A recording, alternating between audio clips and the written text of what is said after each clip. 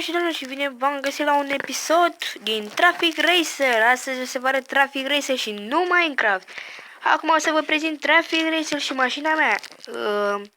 Uitați, jocul are și muzică.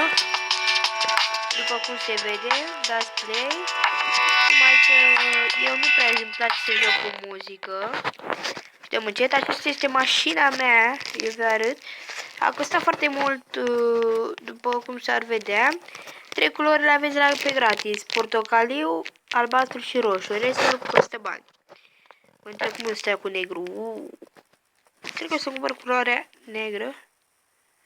Ok, o să revedem după aia la acest subiect. Acum o să vă explic cum se joacă jocul. La început o să vedea această mașină. Depinde de voi cum vreți să vă colorezați. Galben, albastru sau roșu. Uite, mai aleg albastru. Mie îmi place culoarea albastră. Ok. Prima dată o să vedea pe acestea cum v-am mai spus mai devreme. Apăsați play. Deci este Team 3, unde am făcut un scor de 47.837 și la acesta nu sunteți pe team și am făcut 42.587.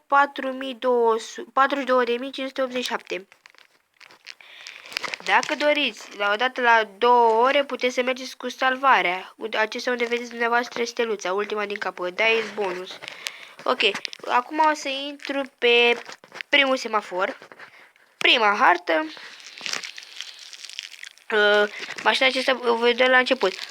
Mergeți cu această mașină până veți face câțiva bani mai mulți, să puteți să vă cumpărați una mai rapidă, în care să faceți și mai mulți bani și să fiți și cel mai rapid dintre toți. Ok, eu acum o să vă las și muzica. Nu știu dacă mai muzica, dar totuși știu că trebuie să fie. Ok, eu aud puțină muzică, acum nu știu. Cred că și din cauza la video.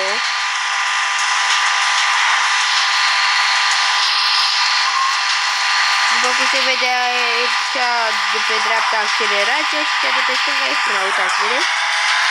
Ok, eu nu prea sunt obișnuit să joc cu frâne. Am stat un pic să mă joc cu mașina să vă spun mai multe despre joc. După cum se vede, unde aveți frâna în partea stângă, mai sus un pic, aveți claxonul. Așa, dacă îi claxonați puțin așa în spate, vedeți, după cum se dă în spate, dar nu prea aștept ce să dea la o parte. Uitați salvarea, după cum se vede, mai joacă cineva. Da, dacă vă bușiți și sunteți pe prima, uitați ce se întâmplă. Stați așa, trebuie să aveți puțină viteză când intrați în cineva, dar de obicei nu trebuie să intrați în mașini, trebuie să nu le atingeți, măcar. Nici să nu le atingeți. Așa. Uite, să zic că am intrat. Vedeți? S-a terminat și scorul meu a fost 5466. Play age, dați dacă vreți să vă întoarceți, dragi la garaj și mai meniu, să vă duceți la meniu. Mergem în garaj acum să vedem mașina. După cum se vede mai sus un pic, deci uitați-vă, după aia o rotiță, vedeți? Aveți roțile. Sunt foarte multe așa, dar costă și bani, într-adevăr, că totuși. Mai încoace aveți o săgeată sus, e pentru a da un update la mașină. Uitați cum scrie Speed.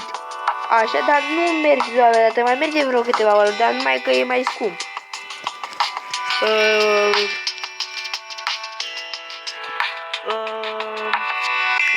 Da. Păi, nu știu ce. Vă rog frumos să lăsați un comentariu ce să fac dacă se încălzește telefonul foarte repede și că am vă opăriți, așa, mai rău decât vă opăriți. Așa, nu mai pot de obraj, am pus obraj acolo pe telefon. Așa, ok, nu contează aceasta. Mai aceasta este mașina mea. Bine, care vede la început. Aceasta vede dacă vă uitați la un filmuleț, dar eu nu mă stați mult așa. După cum se vede, eu mi-am cumpărat o mașină aici. Așa, ca să pot să... Da, trebuie una mai rapidă un pic. Și am mers foarte mult cu asta și am strâns bani pentru... Ups, aceasta. Aceasta, după cum se vede, este o mașină superbă. Are speed. acel speed îl dă ea singură. Chiar dacă puneți frână, ea se dă speed automat. Acesta îmi place mie la mașina asta, așa iubesc eu speed-ul. Ea merge suficient de repede, cum v-am zis, dați un update. Uitați, maxim de speed am dat de dacă dați de prea multe ori. Mai am încă 2 de făcut. Și hai să strângem bani chiar cu mașina aceasta care o am eu. Ok. Așa. Să vă arăt, să văd dacă merg.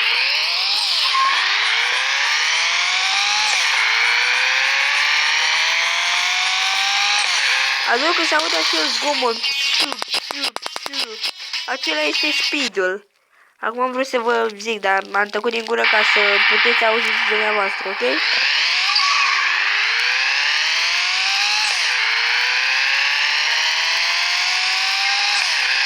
Unde scrie speed, adică speed, acolo este câți kilometri pe oră prinde această mașină.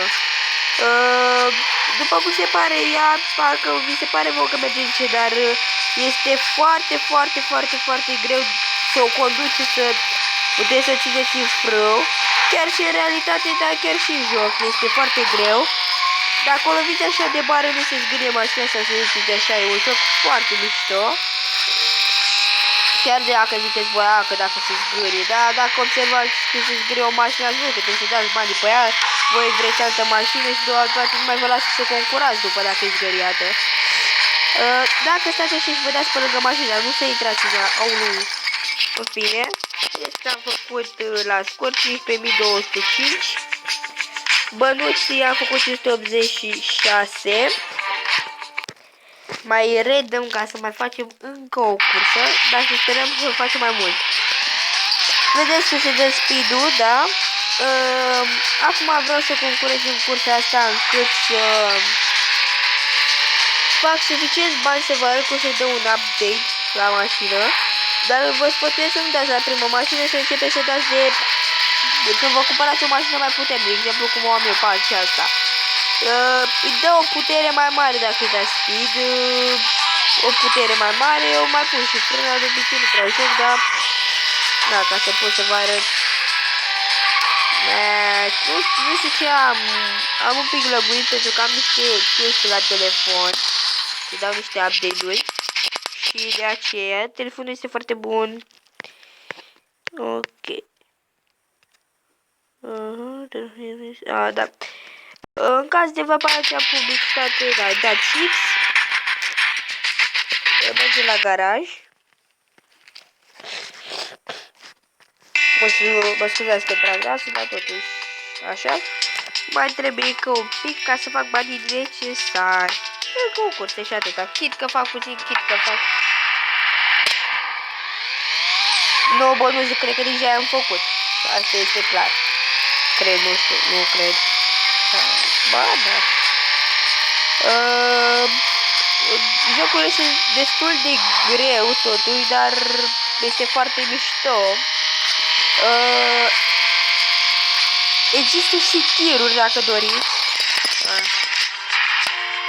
Sunt pe timp, deci în 71 de secunde. Deci unde vedeți timele acolo. Dacă doriți să lăsați un like, ok. În caz de a aveți și voi canal, vă rog frumos să-mi lăsați acolo link-ul să mă uit. Dacă vreți să vă abonați la Dariu Joacă YouTube, este ok.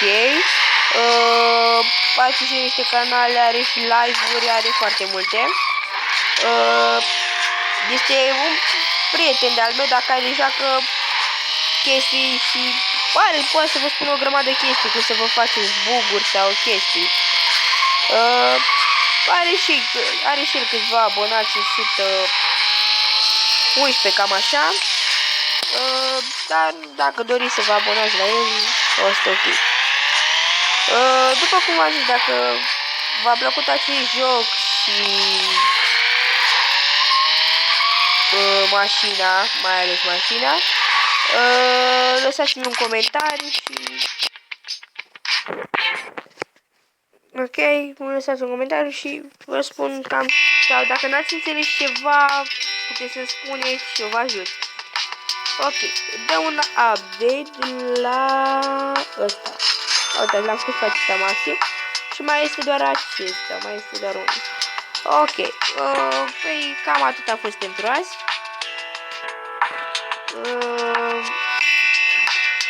Ne vedem data viitoare și lăsați un comentariu. Ciao!